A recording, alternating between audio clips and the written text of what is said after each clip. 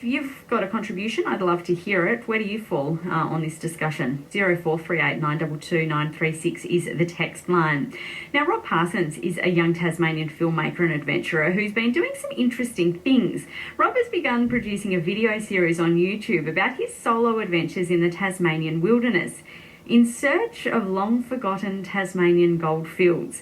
Rob's treks take him through all kinds of impenetrable scrub, through deep bogs, into rocky canyons, swimming around in freezing West Coast rivers. He's clearly a braver person than I. There are many moments of despair, but every now and again a moment of triumph with the discovery of something glittering and yellow on the bottom of a creek bed. Rob Parsons, good morning. Hey, Bear. What inspired you to start doing this? I'm not too sure, to be honest. I guess I've always had a passion for the outdoors, and I've been lucky enough to travel a lot overseas and see a lot of different places. And coming back home, I just kind of realised that there's so much to discover here in Tasmania, and a couple of little ideas that I came up with and filmed soon turned into a bit more of a hobby. And yeah, the channel's just kind of gone a bit berserk from that, I guess. Yeah. So can you tell me a little bit about gold sniping? How does it actually work, and how's it different to other ways of finding gold? Yeah, so sniping is actually quite a lazy technique to find gold. Gold is obviously very heavy. It sits on the bottom of rivers, and with sniping all you got to do is just put a wetsuit on, a mask, fan away the top level of the gravel, and if you find a nice crevice that is nice and hard packed or gold has been wedged into, you can generally just pluck it straight out and collect it. Wow, okay. And so is this a profitable venture, or is it just the fun of searching and occasionally coming across something? It's hard to say. Like, I spent maybe 18 months doing it, and I found less than a gram, but in the last 3 weeks I've probably found 40 grams. So it depends. You get onto a hot streak and you work that area, like an area that I'm working at the moment in my spare time in the afternoons after work. It's a river which has, I think, about 24 to 25 kilometres worth of gold in it, and the area that I've worked is 5 by 5 metres. Wow, okay. So yeah, it could be profitable. It depends. If you put the time in and you are consistent, then sure, I don't see why not. If we look at, the videos you produce about what you're doing, it's not just videos of you, fossicking for gold or sniping for gold, I suppose I should say. You actually weave in tales of Tasmanian gold prospecting history as well. What inspired you to weave those stories through what you're doing?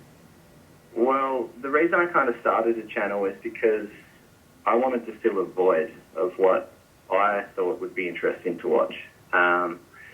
So I had read some books about certain gold fields, and I knew that there was access, like vague access into them, and I thought there's no documented like video or photos of these places. I wonder what they look like, and I thought, well, here we go, like I'll just go down. My first overnight hike, I went into the Jane River Goldfield, which was 26 kilometres. It's an old four-wheel drive track, but it's like 40 years old now, so it's super overgrown. And yeah, I found the creek that this guy, Robert Warren, who in 1935 struck it rich. He did, I think it was 17 trips into the Jane 45 trips into the Jane over a 17-year period and won heaps of gold out of it. So I found that creek. It was really overgrown. Came back, made the video, and then I thought, cool, what else can I do?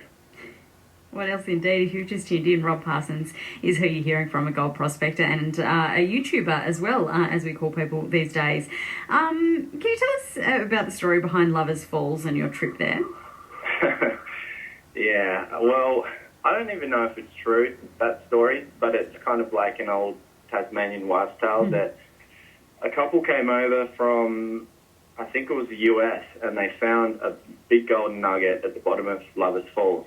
The only way to get to Lovers Falls is if you do a trip in Corinna. They'll do, I think it's called the Sweetwater Ride, which is just basically a small little tinny that will take you to the waterfall, and it's maybe a 5-minute walk to the falls. Or you can kayak it as well from the township of Corinna. But I thought, no, I'm going to go up overland and try and bush bash to the top of it, take my metal detector, I'll take the gold pan, and I'll see if there's any colour in there. And it just turned into, I don't know, I guess you've seen the video, a bit of a bush bash nightmare. I did find one speck of gold in there, but no nuggets, unfortunately, on that trip. It sounds like a pretty all-consuming hobby that you've found yourself, Rob. If people want to check out what you do, what's your YouTube channel called? Yes, that's just under my name, which is Rob Parsons. I've also got the Instagram under the same name. It's pretty easy to find. I guess if you want to check out any of the vids, you can just type it into YouTube or Google. It'll come up. All right, what's your next adventure you've got planned? Well, yeah, it's a pretty big one, actually. Tomorrow I'm leaving, and I'm going to be away for 6 days. It's a pack rafting trip, and it's something I've had on my mind for over a year. I won't give out too much details, but I will say that I've hired a chopper for it. Oh, wow. And it's going to be massive. All right, this is going to next level. Yeah, I thought, why not? It's my birthday on Thursday, so that's the day that I finish up, and I thought I'm going to spend some money on this. Happy birthday and best of luck. Thank you so much. Hopefully find a great big nugget of gold. Rob Parsons, who you've been hearing from, a gold prospector and YouTuber. I've never heard of this technique of gold sniping before, which is not surprising given that I referred to it as, what did I call it before, Texter? Foraging for gold. It is fossicking for gold. Clearly, I don't know a lot about finding gold generally. Might say something about my economic status at the moment.